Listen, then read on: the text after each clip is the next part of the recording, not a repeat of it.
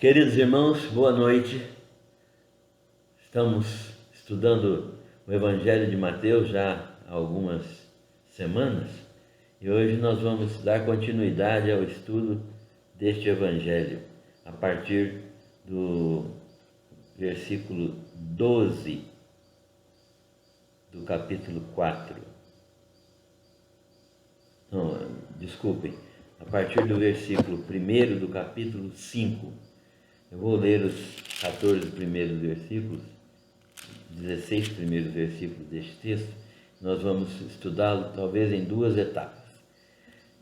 Mateus 5, quem quiser seguir na sua Bíblia pode fazê-lo. Vendo Jesus as multidões, subiu ao monte e, como se assentasse, aproximaram-se os seus discípulos. E ele passou a ensiná-los, dizendo: Bem-aventurados os humildes de espírito, porque deles é o reino de Deus. Bem-aventurados os que choram, porque eles serão consolados. Bem-aventurados os mansos, porque eles herdarão a terra. Bem-aventurados os que têm fome e sede de justiça, porque serão fartos. Bem-aventurados os misericordiosos, porque eles alcançarão misericórdia. Bem-aventurados os limpos de coração, porque eles verão a Deus. Bem-aventurados os pacificadores, porque serão chamados filhos de Deus. Bem-aventurados os perseguidos por causa da justiça, porque deles é o reino dos céus. Bem-aventurados sois, quando por minha causa vos injuriarem e vos perseguirem, e mentindo disserem todo mal contra vós. Regozijai-vos e exultai, porque é grande o vosso galardão nos céus, pois assim perseguiram os profetas que vieram antes de vós. Vós sois o sal da terra. Ora, se o sal vier a ser insípido, como lhe restaurar o sabor? Para nada mais presta, senão para, lançado fora, ser pisado pelos homens. Vós sois a luz do mundo. Não se pode esconder a cidade edificada sobre um monte, nem se acende uma candeia para colocá-la debaixo do alqueire, mas no velador, e alumiar a todos os que se encontram na casa. Assim, brilhe também a vossa luz diante dos homens, para que vejam as vossas boas obras e glorifiquem a vosso Pai que está nos céus. Amém. Oremos. Pai, agradecemos pela oportunidade de lermos e estudarmos a Tua Palavra. Como é bom, Senhor, termos a Tua Palavra inspirada pelo Teu Santo Espírito na nossa vida, na nossa mente, no nosso coração.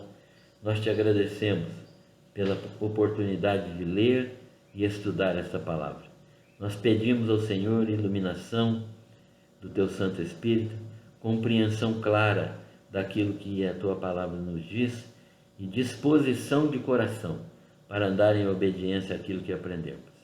Nós oramos agradecidos em nome do Senhor Jesus. Amém. Então, irmãos, nós estamos estudando o livro de Mateus e este registro de Mateus, do primeiro sermão de Jesus, é um registro muito interessante. Mateus faz 5 registros das palavras de Jesus, discursos de Jesus. Um deles é este discurso que toma o capítulo 5, 6 e 7 de Mateus. Mateus registra o ensino de Jesus sobre a vida transformada dos cidadãos do reino, os cidadãos do reino dos céus, e a sua conduta, seu modo de viver, isto é, como deve viver um cidadão dos céus. Mateus está registrando aqui como é que um cidadão dos céus, aquele que já se encontrou com Jesus, deve viver para demonstrar essa cidadania, que ele é cidadão dos céus. Jesus está atuando na Galileia, nas cidades ao redor do mar chamado Mar da Galileia.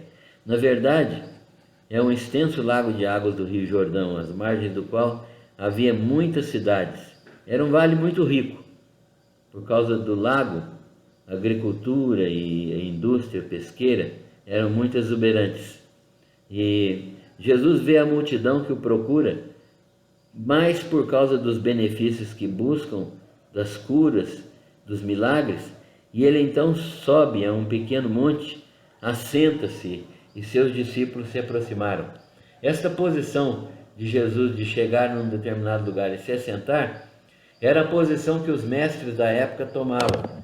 Os mestres da época ensinavam os seus discípulos apenas assentados, e os seus discípulos assentavam-se ao redor deles, dos mestres, para que eles ensinassem.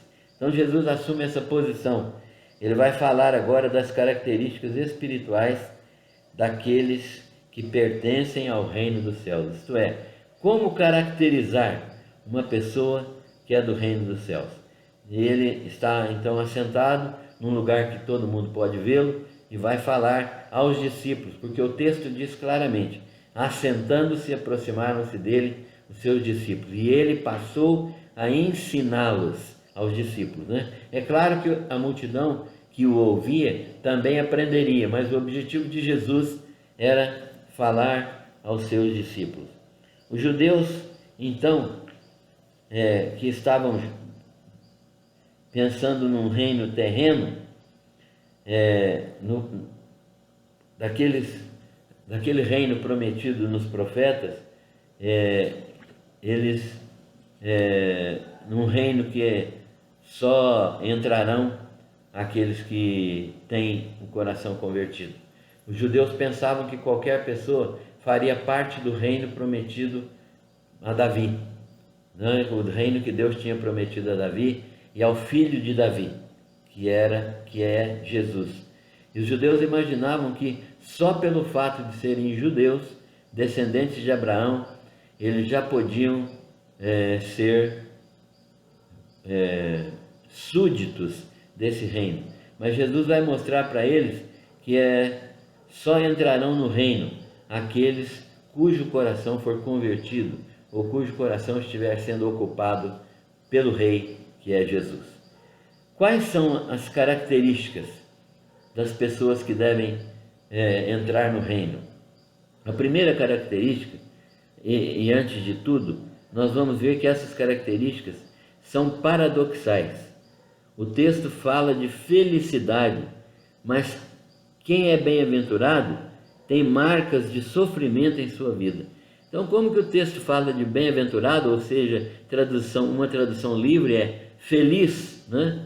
O texto fala isso, mas as características de bem-aventurança, na verdade, são características que não deixam de trazer sofrimento, porque os cidadãos do reino dos céus estão na contramão do mundo. Então a felicidade é uma felicidade não externa, não exterior. A felicidade é uma felicidade íntima, de pertencer ao reino, de ser salvo por Jesus, de ser filho de Deus, de gozar da vida eterna. Essa que é a felicidade. Apesar de do lado de fora as coisas estarem acontecendo em contramão, isto é, o mundo está oferecendo um outro tipo de vida e perseguindo até aqueles que não fazem parte do mundo. Então, essa questão é uma questão paradoxal, mas ela está apresentada de modo compreensível aí no Evangelho. Tudo que o mundo pratica é contrário às exigências, é o contrário das exigências do reino. Vamos ver então. A primeira é bem-aventurança. Bem-aventurados os pobres de espírito, porque deles é o reino dos céus, né? Bem-aventurados os pobres de espírito, porque deles é o reino dos céus. Essa é a primeira bem-aventurança. O que Jesus está prometendo aqui? Em que consiste esta bem-aventurança? Ela é um estado de espírito de humilhação, de humildade e dependência de Deus. Pobre de espírito não significa ignorante, tolo. Não, uma pessoa culta, uma pessoa sábia. Por exemplo, o apóstolo Paulo era o homem mais culto da sua época, mas ele era pobre de espírito. Por quê? Porque ele tinha humildade. Ele tinha, muitas traduções inclusive apresentam a palavra humildade. Bem-aventurados os humildes. Mas Pobre de espírito significa aquela pessoa que tem um espírito de humildade, de dependência de Deus, que não depende das circunstâncias materiais, que não depende de circunstâncias externas. Não significa pobreza material, mas significa ser feliz, e por causa da obra de Deus na vida da pessoa, ele é feliz. Essa pessoa tem entrada no reino de Deus. Por quê? Porque ele se considera uma pessoa feliz por causa da presença de Deus na sua vida. Mesmo que não haja mais nada em sua vida, mesmo que não haja mais coisa alguma que ele possa ter, ou ele é feliz porque tem Deus, e quem tem Deus tem tudo, né? Então, bem-aventurados os pobres de espírito significa exatamente isso, quem tem entrada no reino dos céus. Mateus está falando para um público predominantemente judaico, que esperava o cumprimento das profecias sobre um reino material e um rei, filho de Davi. Então, o que Mateus está revelando é que somente os que recebem o rei em seus corações podem participar do reino material futuro. Ninguém que não experimente o nascimento espiritual terá parte no reino material. Um exemplo disso é o apóstolo Paulo. Ele era fariseu, achava que ele era descendente de Benjamim, da tribo de Benjamim, era fariseu, religioso, impecável, achava que era descendente de Abraão e por isso podia esperar o reino. Ele aprendeu que enquanto não tiver Jesus no coração, não recebe o reino. Por isso que na segunda vinda de Jesus, ele vai oferecer o reino aos judeus, e eles estarão numa situação de tanta amargura, numa situação de tanta pressão externa, numa situação de tanto perigo, de destruição completa, que eles vão reconhecer Jesus como Messias e vão crer em Jesus. Vai haver uma conversão nacional nesse tempo. Mas o apóstolo Paulo é um bom exemplo de bem-aventurados os pobres de espírito, né? Porque aqueles que são pobres de espírito, eles aguardam tudo de Deus e aguardam a manifestação de Deus. E são felizes, não porque têm alguma coisa, mas porque eles recebem o reino de Deus em suas vidas. Então, essa é a condição do apóstolo Paulo. Segunda bem-aventurança é a bem-aventurança que diz que os que choram serão consolados. Bem-aventurados os que choram, porque eles serão consolados. Não significa qualquer choro,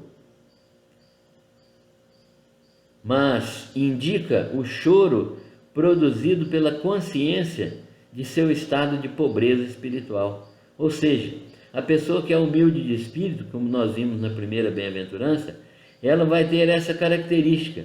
Ela vai chorar pela sua condição de pobreza espiritual e que lamentará essa condição diante de Deus. Há promessa de consolo e de conforto para aqueles que choram. Eles serão consolados.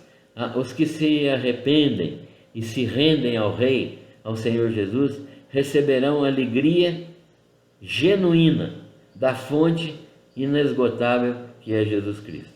Então, bem-aventurados os que choram, porque eles serão consolados. Eles são aqueles que lamentam a sua condição de pobreza espiritual, que se arrependem, que se rendem ao Senhor Jesus, e também isso se refere à capacidade de chorar pelos outros, né?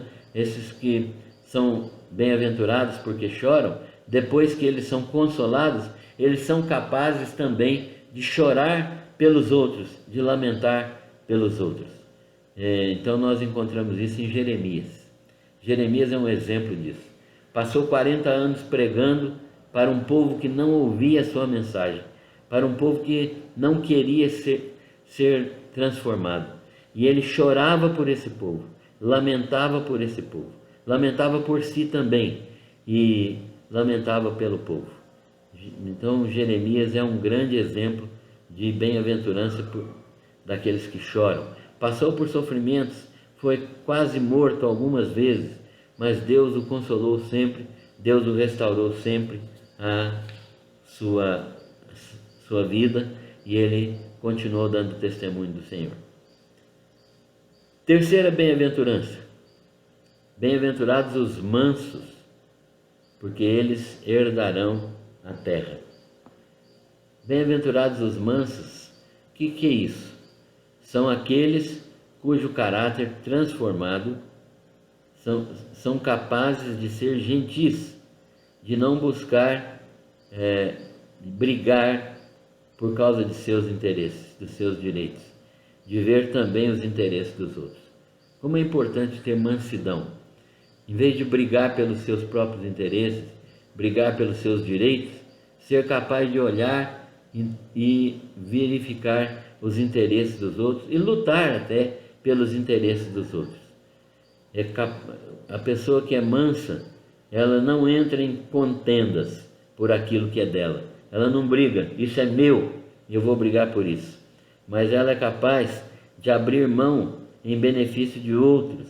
Um exemplo disso é Abraão, que abriu mão sempre de sua posição para ser instrumento de Deus. Até com Ló, quando Ló quis separar-se de Abraão, Abraão, sendo mais velho, tinha direito de escolha, mas Abraão permitiu que Ló utilizasse esse direito de escolha. E Ló escolheu uma parte e foi para lá, e Abraão escolheu outra parte. E a escolha de Ló não foi feliz, né? Porque depois Deus destruiu Sodoma e Gomorra. Mas bem-aventurados são aqueles cujo caráter transformado, eles são capazes de ser gentis e de não brigar por causa de seus direitos, de ver também os interesses dos outros. Exemplo disso, Abraão. E quarto, para a gente encerrar hoje e dar continuidade na próxima semana, quarta bem-aventurança: bem-aventurados os que têm fome e sede de justiça, porque eles serão fartos. Jesus está se referindo a pessoas que sentem o seu pecado e anelam por justificação, por perdão, por reconciliação com Deus. Pessoas que sentem seu pecado e anelam por justificação, a serem perdoados e reconciliados com Deus. Jesus está se referindo também à situação de justiça plena que ocorrerá no reino material de Jesus Cristo. O reino milenar será um reino em que a justiça triunfará. Será um reino de justiça plena, onde todos participarão da vida justa e todos serão justos, porque o governo será um governo justo, o governo do Senhor Jesus Cristo. Fala então da situação de justiça plena que ocorrerá no reino de Jesus, no reino material de Jesus. Jesus fala também aqui das injustiças deste mundo e da necessidade que têm os crentes de terem uma atuação social que minore o sofrimento humano. Ou seja, os crentes, conhecedores da palavra de Deus, eles têm obrigação de agir neste mundo de um modo justo e de um modo a promover também a justiça. Isso significa participação social, participação política.